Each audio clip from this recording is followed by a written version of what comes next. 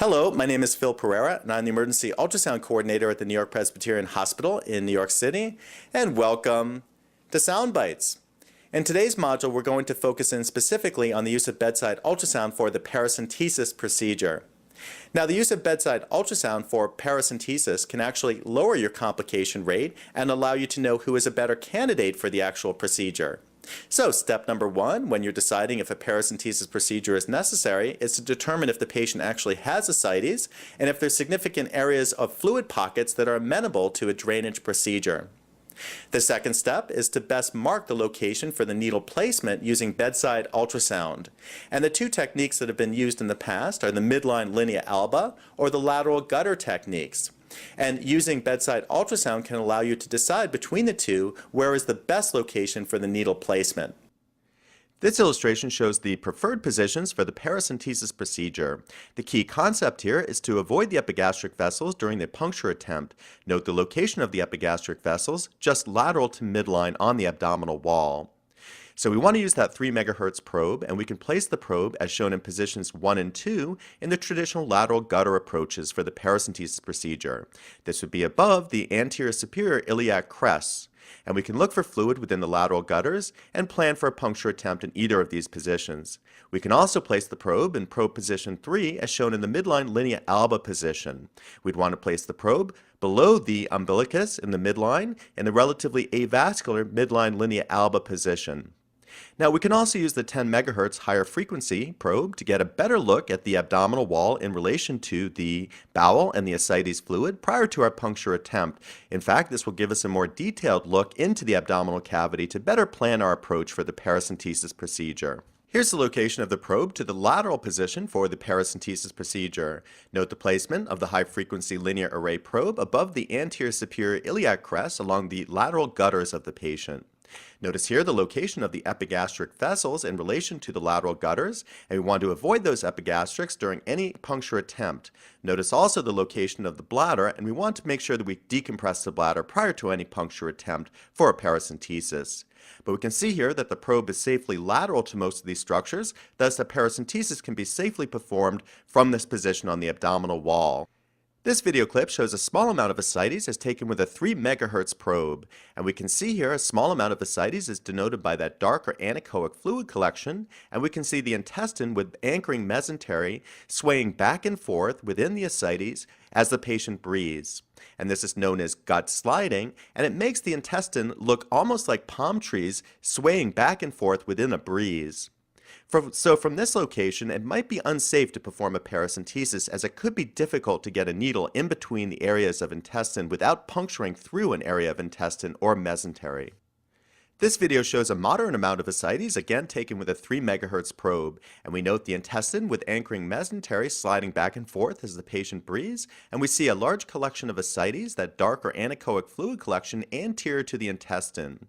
So this might be a good location to perform a paracentesis, as we could place the needle safely into that ascites without going through into the intestine or anchoring mesentery.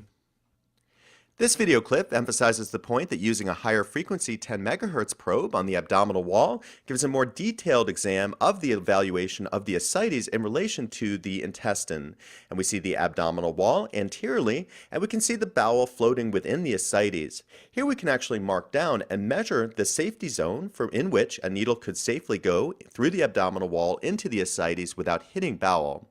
Note here, the safety zone is approximately 2 centimeters as marked out with a centimeter dot towards the right of the image.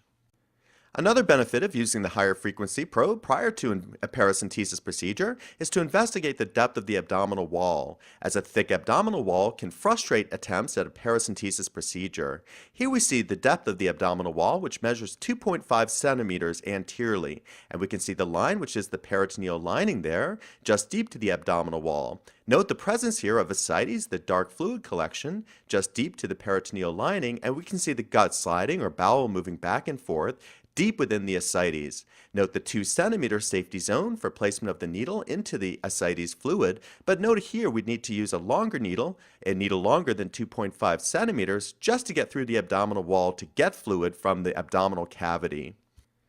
In this video clip, we've moved the probe slightly lateral from the last position in the same patient. Again, we note the deep abdominal wall at 2.5 centimeters, denoting that a longer needle will be needed to get the ascites fluid.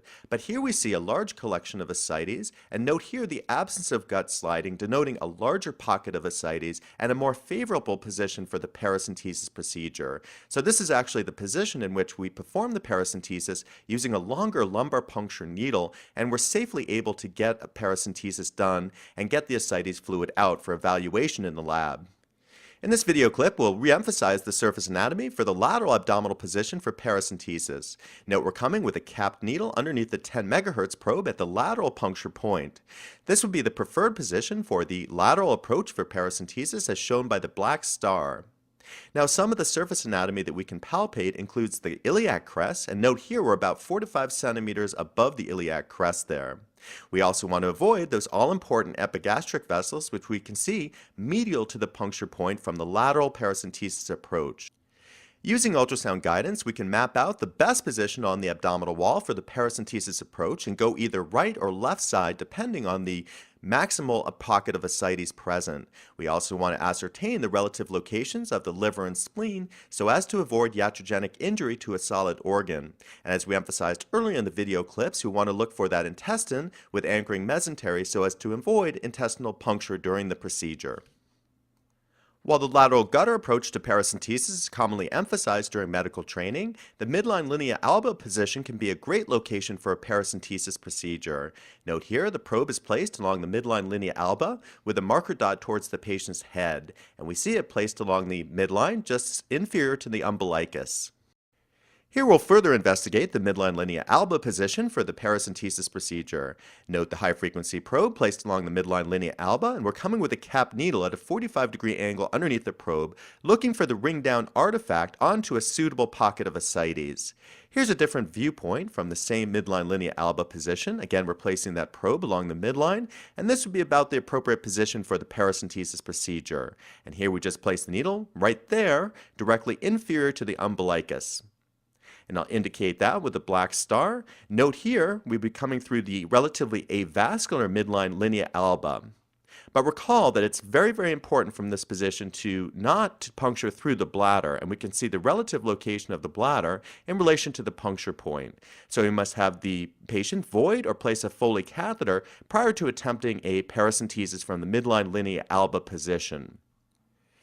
Here's a video clip from the midline linea alba taken with a 3 megahertz probe. I have the probe oriented towards the patient's head, so the superior aspect is towards the left and inferior is towards the right. Note here we see the bowels superiorly moving up and down within the ascites fluid, which we see in the middle of the image here, and note the bladder relatively large towards the inferior aspect of the image here. Now we can see that this would be a pocket amenable to paracentesis, but recall again, to increase the safety of the procedure from the midline linea alba approach, we'd want to drain the bladder prior to a puncture attempt.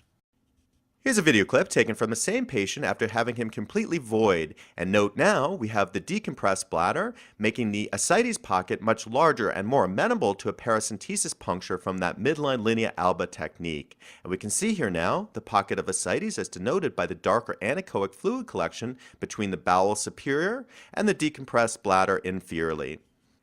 In this video clip, we can see how using the higher frequency 10 megahertz probe can allow real-time guidance of the needle down into the ascites pocket, and we see the detection of the needle coming in from left to right through the abdominal wall with the tip of the needle safely parked within the ascites fluid. Notice here that the bowel is distant to the tip of the needle, thereby we can minimize any puncture through the bowel during the paracentesis procedure. We need to put a sterile sheath over the probe during this procedure. So in conclusion, thanks for tuning in for ultrasound guidance of paracentesis. Ultrasound guidance for this procedure can potentially make the paracentesis procedure a safer one for our patients, and using a combination of both the 3 and 10 megahertz probes can fully evaluate the ascites prior to a procedure. We can use either one of two techniques, either the static technique, where we position the patient and then mark off the puncture spot with ultrasound prior to a procedure, or we can actually use a dynamic technique where we place the probe in a sterile sheath and watch the needle in real time go through the abdominal wall into the ascites fluid. Either of these techniques can potentially decrease your complication rate, so I hope in the future you'll consider ultrasound guidance for paracentesis during your next paracentesis procedure.